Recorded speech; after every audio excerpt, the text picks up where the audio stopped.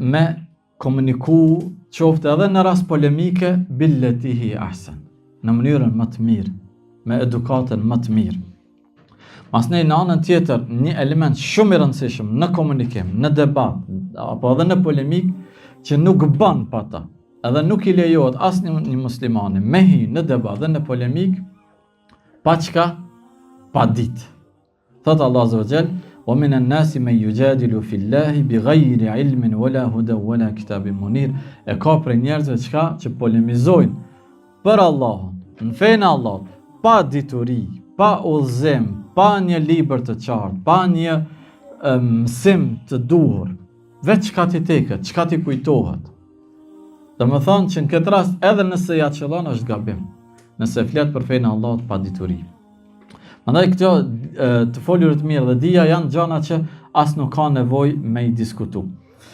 Por janë disa elemente interesante që ka na mëson Kurani. Kurani të ndërmjet vëllezër na mëson që gjatë polemikave, gjatë diskutimeve dhe debateve, me u mundu me gjetë në nivel të përshtatshëm të komunikimit me palën tjetër. Se jo çdo herë dy palët janë të një nivel. Ka raste kur dy intelektual, dy shkencëtar bisedojnë qetë, bisedojnë domethënë në mënyrë edukative, por jo çdo herë ndodh kjo. Ndonjëherë pala tjetër shpeshherë edhe mund me pretendu se ai është në hak, edhe gjithmonë të akuzon se ti je në batil. Qysh me komuniku me këtë palë?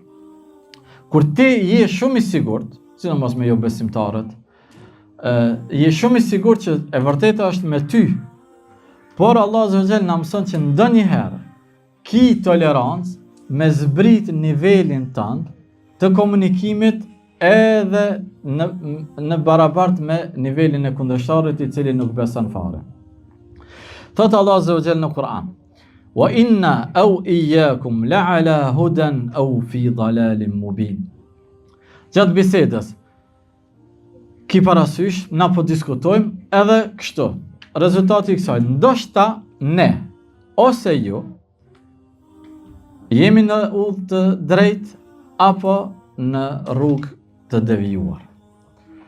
Tash ne si besimtar, kur nuk guxojmë me dyshu që ndoshta na e kemi gabim, ndoshta ata e kanë mirë, sepse jemi të bindur në hak dhe në të vërtetën.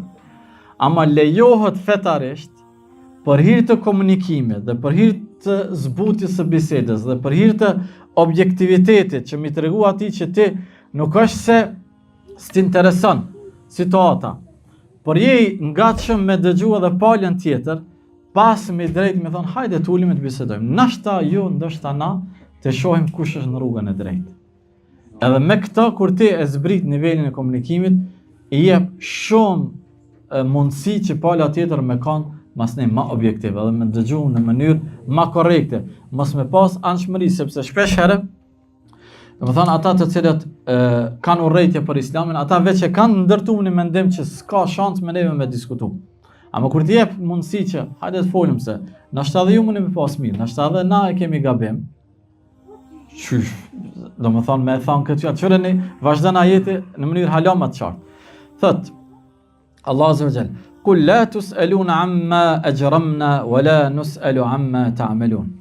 Pas gjithë debatit edhe krejt bisedave, akuzave, thot Allah Azza wa Jall, thuju atyne, pa besimtarve, kundërshtarve, ju nuk keni mu pyet spaku, krejt këta që bëjmë, ju s'keni me dhënë përgjegjësi për krimet tona.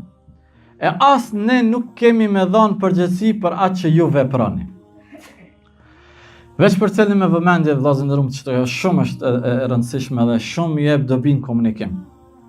Na jemi besimtar, na jemi në hak. Kur nuk ka mundësi dini jon, tauhidi jon me qenë krim edhe zullum. Dhe e kundërta është e saktë, mosbesimi, shirku, idhujtaria, besotnia, krejt ato janë krime dhe zullum.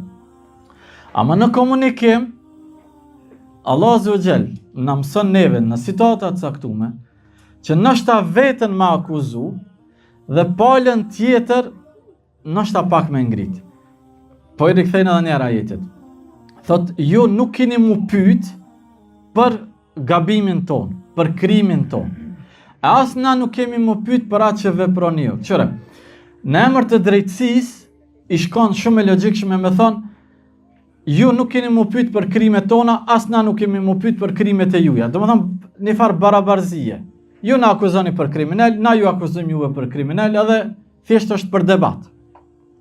Ama si musliman, ki drejt me e pranu fajin, për komunikim më shërë, jo me pranu fajin e raj, dhe palës tjetër, jo me akuzu, sikur që ka përmendë Allahu në Kur'an, domethënë, nëse ju nuk keni me dhënë llogari nëse na kemi bën ndonjë gabim, ndonjë krim, edhe na nuk kemi me dhënë llogari për veprat tuaja. Domethënë i ka përmend Allahu veprën në mënyrë të përgjithshme dhe në mënyrë pozitive, jo krime, jo fajsi, jo zullum. Krejt kjo për me na mësu neve sidomos komunikimin me ehlul kitab.